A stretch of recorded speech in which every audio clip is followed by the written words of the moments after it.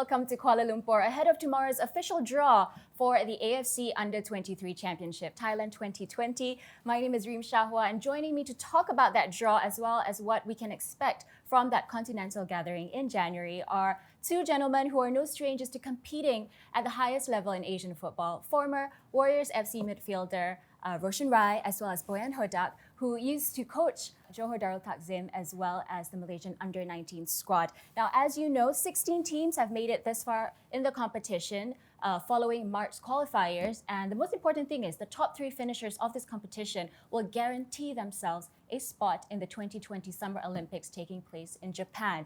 Now, as we loom in closer and closer to the upcoming draw, let's first remind ourselves of the teams that are still involved, as well as what we can expect from the proceedings that will take place tomorrow in this draw mechanics video. Draw principles. Thailand, as the host, has been ranked 1 and shall be placed in A1 during the draw.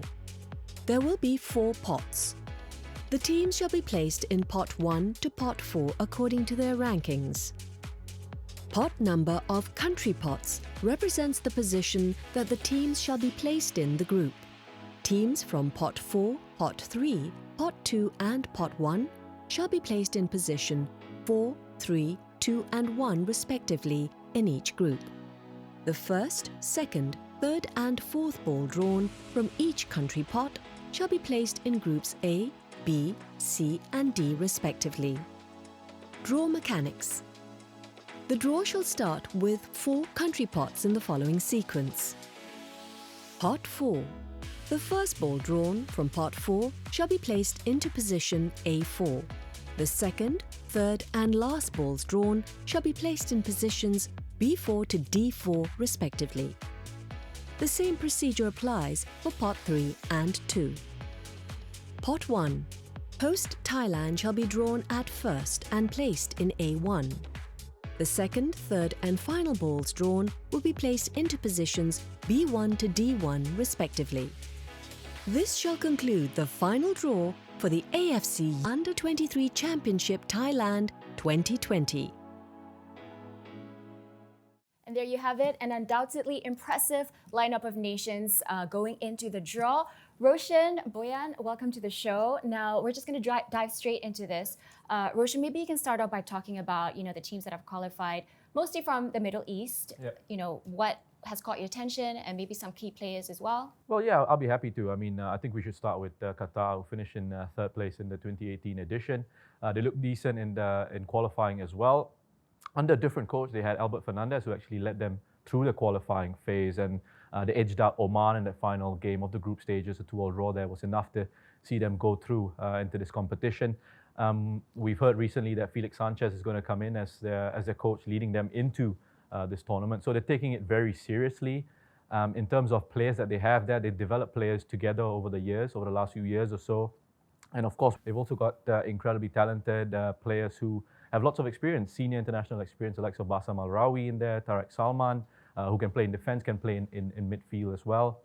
And moving from a side like Qatar, who are regulars at this level, we go into Bahrain, who are making their debut in this competition. And this is a side, again, when you look at this group that's come together, the players that have grown through youth level, under-19 level 2 years ago when they played in the championship in Bahrain, when they hosted it, you could see very strong, technically gifted players coming through.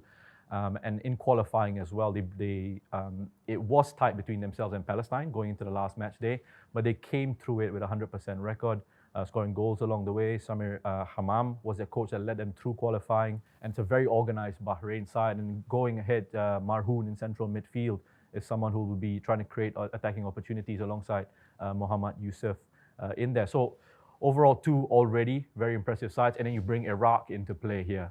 And this is a team that has pedigree, a nation that has pedigree in this competition and does well at this sort of level. And they went through qualifying without some of their star names, some of their key names. And when you think about the fact that they can bring in people like Mohanad Ali, Safa Hadi, Ala Abbas, Amjad Atwan, that just increases that level a little bit more. And I'm sure these are names they'll be looking at to come in. Moving on to UAE, Andemasi Escorza, someone who has lots of experience in Polish football. He's been able to translate that to a little bit of success with this UAE side in terms of qualifying. for the finals of this competition. And this is a UAE as a nation. Remember, they played in the 2012 Olympics, and you had several players in there that were part of the golden generation. So now it's down to a different group of players to come through, and one of those players to look out for will be Jassim Yaqub. He scored just once in qualifying, but he's someone who's important in terms of linking things in attack for this UAE side. Ali Saleh is another one to look out for. 2018-19, the AGL's best young player of that season, so he could come in and make an impact as well. Zayed Al Ahmeri was in great goal scoring form, 5 goals in 3 games in qualifying for them. So this is again is a talented UAE side with some good young players coming through. And then you look at Jordan, who were in an incredibly tough qualifying group here. This one was really tight with Syria, Kuwait, and the Kyrgyz Republic, and all the matches that they were involved in were very close contests. But they did enough to come through there, and they've got talent. They've got good attacking talent. Mohamed Ziad was in good goal-scoring form for them up front, and they've also got a wonderful player in Musa Al-Tamari to keep an eye out on, someone who's got European experience and someone who's also played at the Asian Cup. Quick, loves to dribble and create opportunities. So these 5 sides that I've just run through, lots of quality, lots of talent in there to look forward to. Awesome. Boyan, maybe you can shed some light on the East Asian sides, North Korea, South Korea, as well as Vietnam. It was interesting to watch. First, the most dominant team was Japan. They have so many young stars. They invest a lot because they target this Olympic Games. Their host, they want to look good. They have Kubo, Real Madrid player. They have a few younger boys that's coming that were basically, they were playing in under 19 competition. They were younger for 1-2 years. Ito, who is playing in HSV in Germany. They dominate their group. They have 3 matches, 21-0 in 3 matches. You can see that nobody had chance. This was clean sweep. Except this, we have South Korea, North Korea. Both of them. North Korea was struggling a little bit. They have Singapore, they have Mongolia in the group. They have Hong Kong, but all 3 matches were tough. They won 2, only by 1 goal difference, and they didn't dominate like previous seasons. But South Korea was in a tough group with Australia. It was interesting group because basically they won easily 2 matches, but their match was fantastic. They were 2-0 down.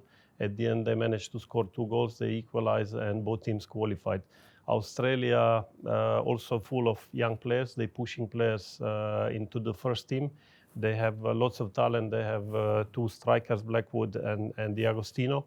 They were good. They have Pierce Warning, who is playing in Cerezo, Saka, who was their top scorer in the group. So both teams, Korea and Australia, for me, are one of the favorites.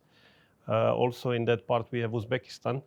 Last year, 2 years ago, champion. They will be, everybody I think will go 200% versus them because they will try to beat the champion. This is normal. They will have problem, but I think that they're going confident. They always have lots of talent. They have Bobir Alkubaliev, who was their scorer in the group, and they have Ljubinko Drulovic, who was ex-Porto player, who is now national coach under 23. So they will be ready, and I think they will be one of the favorites in this group. Mm-hmm. Let's now take a look at the runners-up of the groups in the qualifiers. Of course, Vietnam in the last edition as well, they were runners-up, and then they went all the way to the final. So out of all the 4 teams that you see this time around, I think Australia, Saudi Arabia and all that, do you see them having a similar run to Vietnam? You know, the sides that have gone through as runners-up are very strong teams, and they were in very strong groups.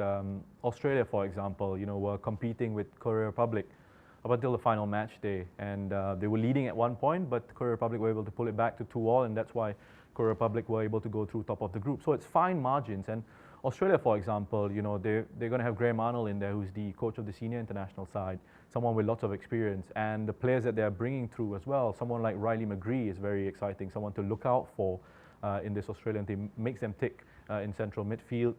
Boyan's already touched on Pierce Waring, who can score goals. Thomas Deng in central defence alongside Harry Sota. So they've got a good base to sort of build from. And I'd say it's the same with a team like Iran, for example. There are good quality young players coming through. Omid Norafkan has been involved at this level for quite a while. They've got players playing in Europe now. Yunus Delphi, still very young, still could come in and make a bit of an impact. There's a player playing in Fenerbahce as well, Syed Manesh. He could come in. So we don't know for sure yet what the compositions of the squads are going to be, but these are some potential players that can come in and make a huge impact. Boyan, how about Syria and Saudi? Syria was in the group with Jordan, and when we said they finish runners-up, that doesn't matter. It was two quality teams. Their match finished draw. Both teams qualified. So when you're looking, you cannot say who was top, who was second. This is one goal difference. So you have Syria that are always in youth development. In youth age, they have good results. You have a fantastic duo up front, Barakat, Abdullah Rahman Barakat, who is strong, fast, good with the ball. With him, you have Koef also, who is a very talented player. It's very difficult to stop them. So if Syria finish top or Jordan, it's a very small difference. So both these teams, when you come to the main tournament, both of them have chance to qualify for the next round. Both of them are favorites. Same thing is if you see like in some of the teams like Saudi Arabia, they have pool of fantastic players. I was with them at tournament under 19 where they were champions last year, and they have 2 or 3 players that already playing in a senior team. Turkey midfielder already got call up for the senior team. Al Khatani is their striker also, who already, all these players, 90% of them, I believe in the future they will have call up for the national team. All right, Roshan, the Thai fans, they're known for their support. And this time around, because it's being held there with home ground advantage, with the fans being there, would their expectation be higher? Would that be more of a pressure for them? Would it work against them or for them? These are incredibly talented players throughout coming into this competition. Very experienced players. Lots of them have senior international football level behind them. And even when they were playing youth football, these are sides, these are players who would have grown used to that pressure, grown used to competing at a high level. They play at a very high level. So this is something that they're going to have to deal with. Obviously, individuals deal with pressure very differently. So sometimes it's difficult to just throw a blanket over it and say, yeah, nobody's going to be affected by it. Some players might be affected by it, of course. But I think on the whole, you've got to look at it as an advantage playing at home.